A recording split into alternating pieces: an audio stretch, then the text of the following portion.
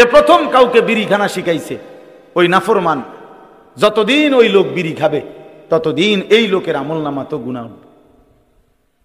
যে প্রথম কাউকে জুয়ার আড্ডা মদের আড্ডায় দেখাইছে, তো এরপরে যতদিন এই জুয়া খেলবে ততদিন খোদার কসম এই যে প্রথম শুরু করায় দিছে, দেখাই দিছে, চিনাই দিছে, এই নাফরমানের আমলনামাতে সমপরিমাণ গুনাহ আসবে। আবার যে কাউকে আল্লাহর পথ দেখাইছে, আখিরাতের রাস্তা দেখাইছে, তো সে যতদিন আমল করবে ততদিন এই লোক ওই ব্যক্তির আমলের সমপরিমাণ নেকি পাইতে থাকে।